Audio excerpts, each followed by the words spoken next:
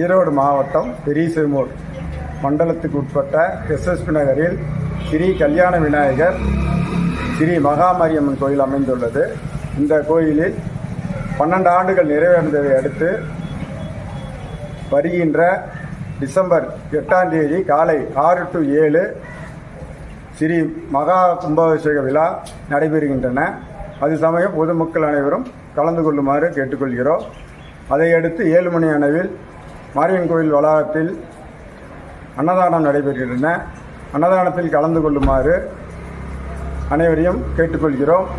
பூஜைக்கு தேவையான யாகசாலைக்கு தேவையான பால், தயிர், வஸ்திரம் போன்ற பூஜை பொருட்களை கொடுக்க கோயில் நிர்வாகத்தை அணுகுமாறு கோயில் நிர்வாகத்தின் சார்பில் கேட்டுக்கொள்கிறேன்.